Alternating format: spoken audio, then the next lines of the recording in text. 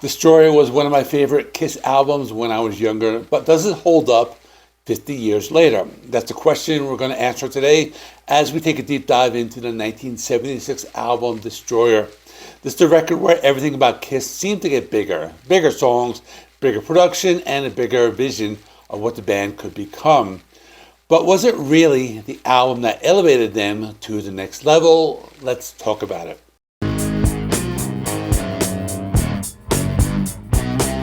Before we jump into the music, let me tell you a little about my personal connection with the album.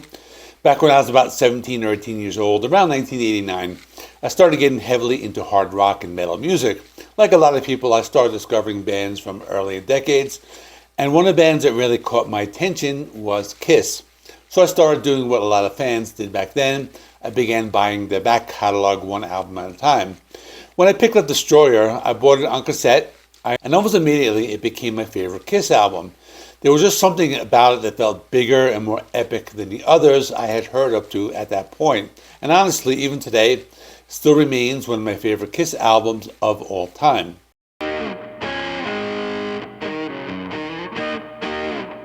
Destroyer was released on March 15, 1976 through Casablanca Records and celebrating 50 years.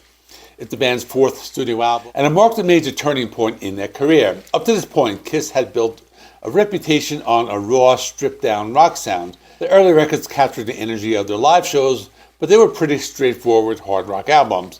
This time, things were different.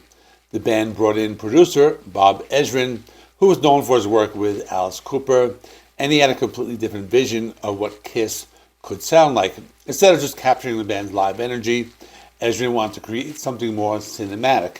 He introduced orchestral arrangements, choirs, sound effects, and more sophisticated production techniques. In fact, Destroyer became the first Kiss album to feature outside musicians, including members of the New York Philharmonic. The recording sessions were intense. Paul Stanley once described the experience like this. It was a glorious, exciting time because Bob was the camp counselor, the camp director. He wore a whistle around his neck and called us campers. You have to understand that at this point we saw ourselves very much as rock stars and didn't take crap from anybody. But we buttoned our lips and we bit our tongues with Bob. He was the voice of experience and clearly knew more than we did. So it was boot camp of sorts. Even tuning instruments became a learning experience. It wasn't always that easy. He literally stopped recording at one point and said, "Okay, it's time to learn how to tune your instruments." We just did it by ear. We didn't know that there was a method of using harmonics and doing all that other stuff. Destroyer is a great record, but some of the moments in the studio were a little tough. Bob Ezrin wasn't the easiest producer to work with, and I wasn't the easiest guitar player to work with, you know? And drummer Peter Criss summed it up like this. Immediately, I could feel he demanded respect. He glowed. I've never met a producer in my life that has his charisma and knowledge of every damn instrument. If you couldn't get the beat, he'd sit behind you and show you. He was a heavy taskmaster. No one got a break. It was one of the hardest albums I ever worked on. But that demanding process helped create what many people consider to be Kiss's masterpiece.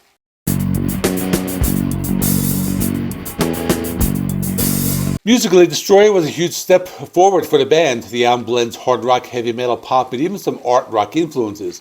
Ezrin layered guitars with piano to make the riffs sound bigger.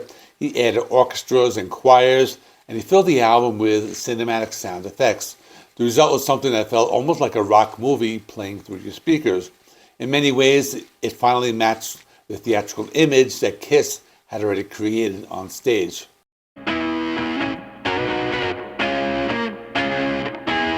The album opened with what many fans consider to be one of the greatest Kiss songs ever written, Detroit Rock City.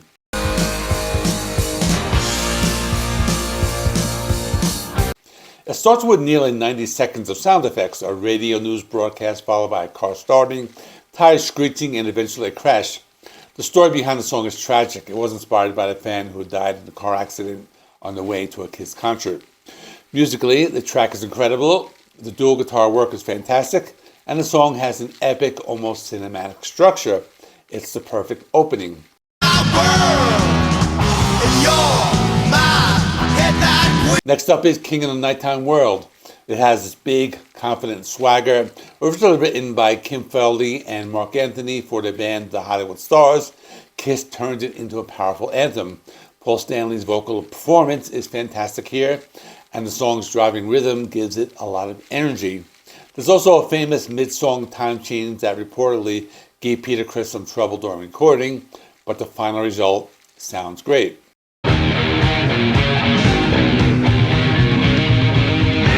God of Thunder might be one of the most iconic Gene Simmons songs in the entire Kiss catalog. Interestingly, it didn't start that way. Paul Stanley originally wrote God of Thunder as a fast rocker, but Bob Ezrin slowed it down and gave it to Gene Simmons to match his demon persona. The result is this dark, heavy, almost sludgy track that feels incredibly powerful. It also features some strange sound effects, explosions, zippers, and voices of Ezrin's sons speaking through walkie-talkies. To make the drums sound massive, Ezrin even had Peter Criss record part of the track inside a freight elevator shaft. For me personally, this is probably my favorite Kiss song of all time.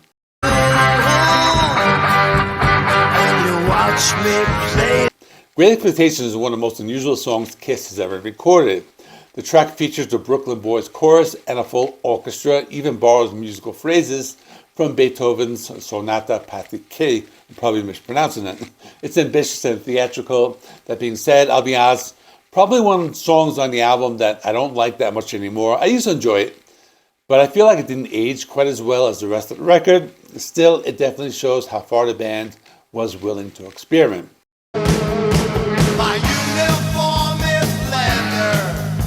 Flaming Youth is another big energetic track. Interestingly, Bob Ezrin assembled a song from pieces of 3 different compositions, including a riff Gene Simmons had written for a song called Mad Dog.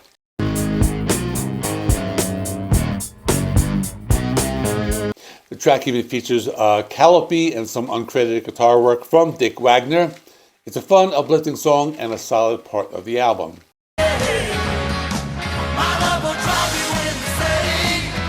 Sweet Pain is another Gene Simmons track. It has a darker vibe. One of the interesting things about the song is the guitar solo. On the original album release, the solo was actually played by Dick Wagner because Ace Frehley reportedly didn't show up for the session. However, a previously unreleased Ace Frehley solo was later restored for the 2012 Destroyer Resurrected remix.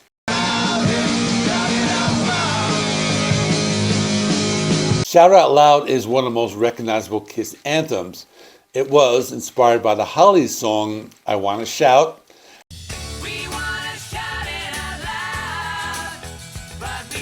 And musically, it takes some influence from the call and response vocal style of the Four Tops.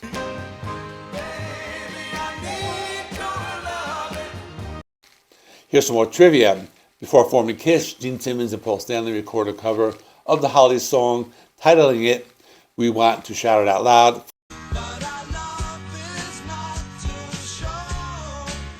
For an unreleased 1972 Wicked Lester album. The song features dual lead vocals from Paul Stanley and Gene Simmons, and just pure fun. One of those tracks that feels tailor-made for a live crowd.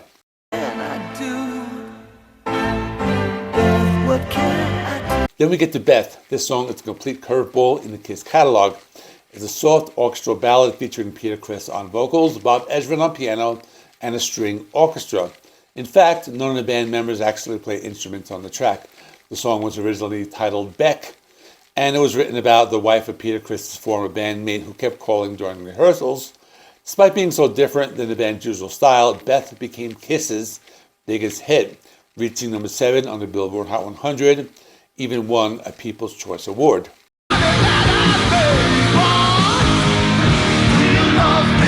Do You Love Me is another strong Paul Stanley track. Lyrically, the song deals with fame and identity. It asks a simple but powerful question: does someone love you for who you are or because you're famous?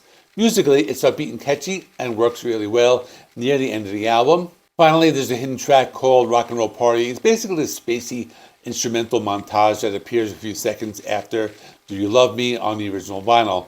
Paul Stanley once said it was mainly there to fill some time because the album itself was pretty short. Still, it gives the record a fun ending.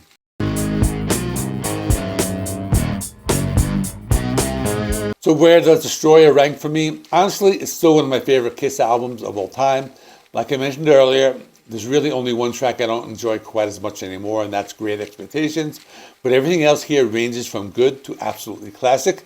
God of Thunder remains my favorite Kiss song ever, and the album as a whole has an incredible flow. It's the kind of record that works best when you listen to it from beginning to end. And that's exactly how I used to experience it back then when I bought it on cassette. You'd flip the tape over and just keep listening, and by the time the album finished, you felt like you had gone on a complete musical journey. So going back to the question I asked at the beginning, does it hold up 50 years later? I say yes. This was the moment where the music finally matched the spectacle. If you enjoyed this deep dive into the story, you might want to check out my older review of the 45th anniversary of this album, Destroyer. I recorded about 5 years ago. Should be appearing on your screen right now. If you like this review, don't forget to like the video, subscribe to the channel, and leave a comment letting me know what you think about Destroyer. Is it your favorite Kiss album, or do you think another one deserves that title? Thanks for watching. See you in the next video.